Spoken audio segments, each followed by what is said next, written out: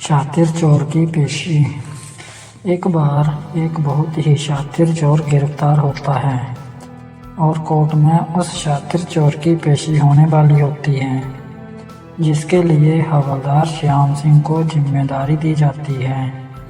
हवलदार श्याम सिंह बहुत ईमानदार और बहादुर होता है और अगले ही दिन सुबह 5 बजे की ट्रेन से चोर को दूसरे शहर पेशी के लिए ले जाना तय होता है और श्याम सिंह चोर को हथकड़ी लगाकर श्याम से स्टेशन पर पहुंच जाता है।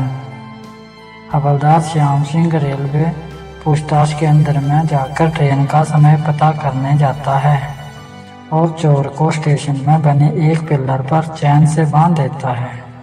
ट्रेन का समय 1 घंटे लेट होता है। तभी श्याम सिंह कुछ खाने पीने की चीज़ें लेने स्टेशन के बाहर चला जाता है और जैसे ही वह वापस आता है, वह चोर हथकड़ी से बाहर निकल चुका होता है। हवलदार श्याम सिंह चोर को गायब देखकर घबरा जाता है और पूरे स्टेशन में उसकी तलाश करने लगता है और इसी बीच ट्रेन का हॉर्न सुनाई देने लगता है। हवलदार श्याम सिंह को लगने लगता है अब तो मेरी नौकरी चली जाएगी, लेकिन तभी अचानक श्याम सिंह के पीछे चोर आकर खड़ा हो जाता है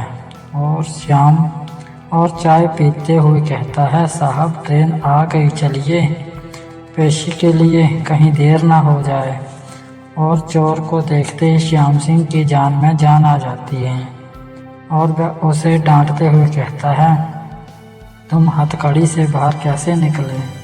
तभी चोर हंसते हुए जवाब देता है, अरे साहब ये तो रोज़ का है, मैंने तो अपनी ज़िंदगी में बड़े से बड़े ताले खोले हैं, ये मामूली हथकड़ी क्या चीज़ है। और हवलदार श्याम सिंह ये सुनते ही सोचने लगता है कि इसे कोर्ट ले जाना कोई हंसी खेल नहीं, मुझे बड़ी सतर्कता बरतनी होगी। और इस बार वह चोर को पीछे हाथ घुमाकर हथकड़ी लगाता है और ट्रेन में अपने साथ लेकर बैठ जाता है और सफ़र शुरू होता है चोर पुलिस की नोक-झोंक का। ट्रेन को चले कुछ घंटे ही हुए थे कि चोर बाथरूम जाने को कहता है। श्याम सिंह उसे हथकड़ी के साथ पकड़े हुए टॉयलेट के पास लाते हैं। तभी वह चोर कहता है, मैं कहीं नहीं भागूंगा, आप मुझे अकेले ही अंदर जाने दें। लेकिन श्याम सिंह उसे मना कर देता है और कहता है, जो भी करना है ऐसे ही करो, तुम्हारी हथकड़ी नहीं खोली जाएगी।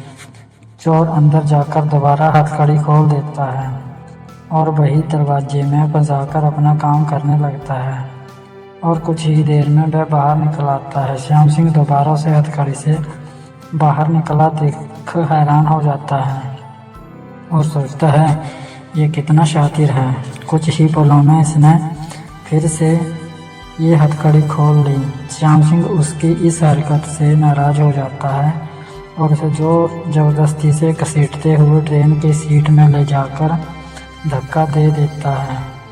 चोर श्याम सिंह के ऐसे बर्ताव से क्रोधित हो जाता है और कहता है, साहब आप अपनी भी इज्जत है, थोड़ा तमीज़ से बर्ताव करो। और चोर ठान लेता है, इस बेइज्जती का बदला ज़रूर लूँगा। और तभी ट्रेन के पहुँचने का समय हो जाता है।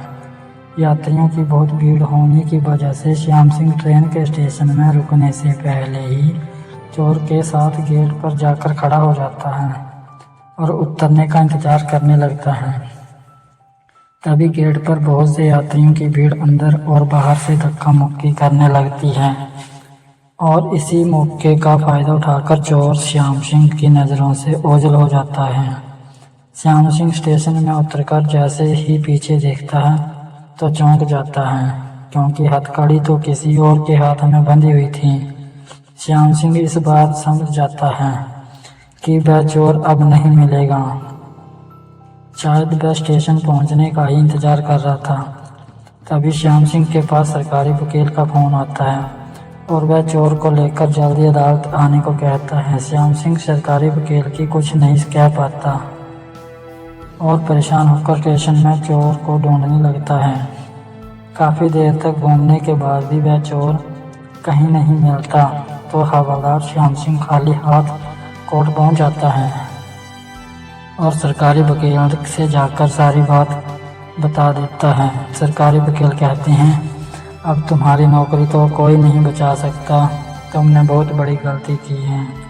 वह एक शातिर अपराधी था और बड़ी मुश्किल से कानून के शिकंजे में फंसा था और तुम्हारी लापरवाही से वह भाग गया। चलो अब जज साहब के सामने अपना बयान दर्ज करवाओ। हवलदार श्याम सिंह कोर्ट रूम में जज के सामने सर झुकाए खड़ा होता है और अपनी गलती मानने ही वाला होता है कि चोर कोर्ट के दरवाजे से आवाज़ लगाता है, अरे साहब, मैं बहुत देर से स्टेशन में आपको ढूंढ रहा था, आप कहाँ चले गए थे? मैं बड़ी मुश्किल से कोर्ट का पता पूछते पूछते यहाँ आया हूँ। हवलदार श्याम सिंह चोर को देखते ही खुश हो जाता है। आखिरकार उसकी नौकरी जो बच गई थी।